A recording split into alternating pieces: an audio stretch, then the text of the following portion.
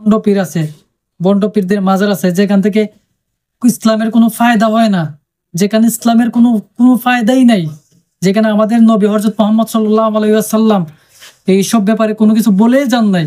আলহামদুলিল্লাহ, তো আমরা দেখলাম যে তাওহীদি জনতা আজকে এই ভণ্ড পীর, বন্ড দেওয়ানবাগী, সে নিজেকে ক্ষুধা দাবি করছিল, এই বন্ড দেওয়ানবাগীর আস্তানা মুসলিম জনতা, ইসলাম প্রিয় জনতা, তারা ভেঙে সব পুরে সারকার করে দিয়েছে।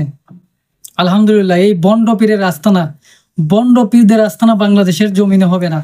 বলতে চাই, বাংলাদেশের প্রত্যেকটি জায়গায়, প্রত্যেকটা জায়গায় যতগুলো বন্ড পীর মাজার আছে, বন্ড পীর আছে, বন্ড পীরদের মাজার আছে যেখান থেকে ইসলামের কোনো ফায়দা হয় না, যেখানে ইসলামের কোনো কোনো ফায়দাই নাই, যেখানে আমাদের নবী হযরত মুহাম্মদ সাল্লাল্লাহু আলাইহি ওয়াসাল্লাম এইসব ব্যাপারে কোনো কিছু বলেই যান নাই, এইগুলো আমাদের বাংলাদেশে হবে না।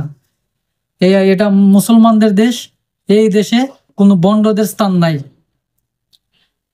কোনো নাস্তিকদের স্থান নাই। যে নাস্তিকরা আমার নবী হযরত মুহাম্মদ সাল্লাল্লাহু আলাইহি সাল্লামকে নিয়ে কটূক্তি করে, যে মুরতাদরা আমার নবী হযরত মুহাম্মদ সাল্লাল্লাহু আলাইহি সাল্লামকে নিয়ে কটূক্তি করে, তাদের এই জমিনেই শাস্তি দেওয়া হবে ইনশাআল্লাহ। এই দ্বিতীয় স্বাধীনতার পর ইসলাম প্রিয় জনতা এইসব বন্ডামি, বন্ডদের আস্তানা সব পুড়িয়ে ছারখার করে দিবে। আজকে আবার আরেকটা নিউজ দেখলাম যে সিলেটের হযরত শাহজালাল মাজারের এখানে গান বাজনা করার জন্য হয়তো কর্তৃপক্ষ চাইছিল করতে, কিন্তু ইসলাম প্রিয় জনতা সবাই সংঘবদ্ধভাবে গিয়ে ওইটাকে থামাইছে, এবং ওই যে মাজারের ভিতরে মদ, জুয়া, বিভিন্ন নেশা জাতীয় দ্রব্য, এগুলা যাতে নেক্সট টাইম যাতে না পাওয়া যায়, যাতে এগুলা কোনোভাবেই যাতে এগুলা প্রবেশ না করে, সেজন্য কর্তৃপক্ষ বলছে এগুলা আর হবে না, প্লাস গান বাজনা হবে না।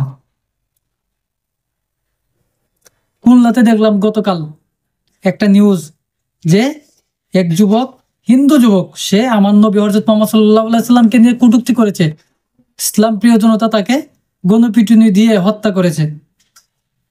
তাই সাবধান, আমাদের এই বাংলাদেশে আর আমাদের নবীর অবমাননা তাওহীদি জনতা, মুসলিম জনতা মেনে নেবে না।